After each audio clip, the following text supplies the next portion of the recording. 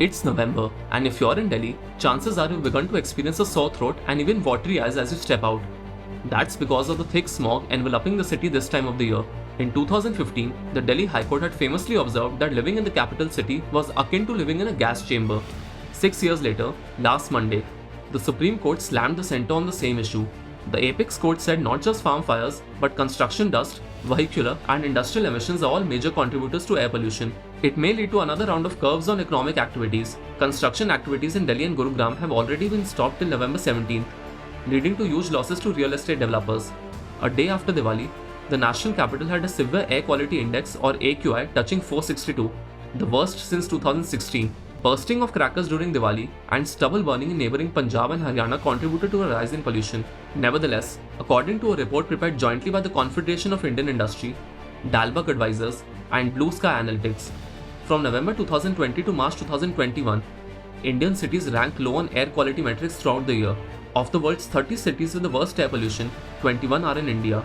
New Delhi has the poorest air quality among cities globally, with PM 2.5 concentration levels nearly 10 times the WHO target. Air pollution costs Indian businesses Rs 7 trillion or $95 billion every year. It is 40% of the cost of tackling the COVID-19 pandemic and 3% of India's GDP. The cost of air pollution manifests in 6 ways. They are lower labor productivity, lower consumer footfall, premature mortality, lower asset productivity, increased health expenses, and welfare losses. Human resources consulting firms these days receive specific queries from C-suite executives and senior professionals, jobs that would take them out of Delhi. Similarly, hiring for jobs based in Delhi has become difficult. The Associated Chambers of Commerce and Industry has previously cautioned that worsening air pollution in the city could drive away top-level executives and talented individuals to other cities. This may severely impact inflow of investments and hit sectors like tourism, hospitality, outdoor recreation, and others. Let's speak to Anumita Roy Chaudhary, the Executive Director for Research and Advocacy at the Centre for Science and Environment. Delhi has actually shut down all its coal power plants. It has moved big industries out. Its legal industries, most of them are using natural gas. Delhi has a clean fuel policy that does not even allow coal to be burnt. It has put entire public transport and local commercial vehicles on CNG, phasing out old vehicles, restrictions on trucks, all of that have happened. With that, we've seen a bending of the pollution curve on a longer term basis. The pollution trend in Delhi has stabilized and is downward. But yet, even after doing all of that, which other cities have not done, Delhi still has to reduce its pollution by yet another 58% to be able to meet the standard. So just imagine that there's still big gaps in the action. And one very big gap is in the transportation sector. There are 1.3 crore vehicles in the city right now. And unless we scale up public transport system massively, we will not be able to address this. We still have to address use of dirty fuel in these small units in the municipal areas and unauthorized areas, the industrial units. On the other hand, the municipal service and the infrastructure will have to be scaled up so that the 100% waste is collected, processed, segregated, and you have a zero landfill policy. And then the whole construction sector that requires a massive intervention to be able to control and completely recycle that waste. So that's what Delhi still needs to do. But keep in mind that only Delhi doing this is not going to fix the problem.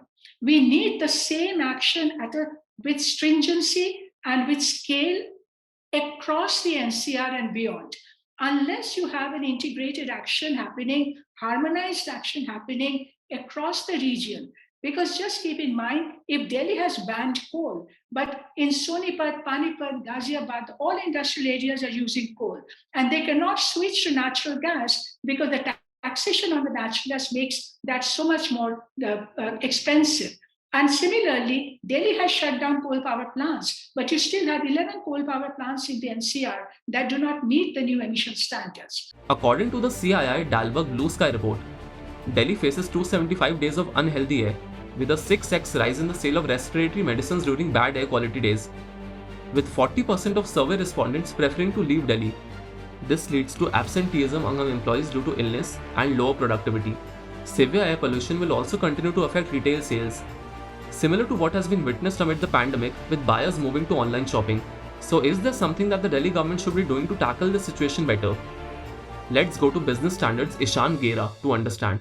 Delhi has been consistently reporting severe category AQIs, and now the government has implemented the Graded Response Action Plan, or GRAP. Built in 2017, GRAP was to kick in if air quality deteriorates, and harsher restrictions were to come into place if air quality remains in the severe plus category over 48 hours. However, many experts now believe that even that is too late. Forecasting models have improved, so it is better to rely on forecast and take preemptive action. The post facto approach can no longer be viable given the deteriorating air quality. The decision support system, a pollution tracking model developed by the scientists at IITM Pune, can help in this regard as it gives 5-day ahead forecasts on air quality.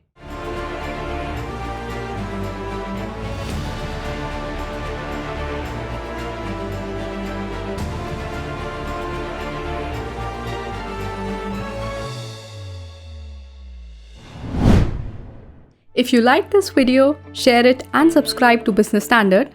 For more news, views and insights, log on to www.business-standard.com. Do also follow us on YouTube, Twitter, Facebook, Instagram, Telegram and LinkedIn.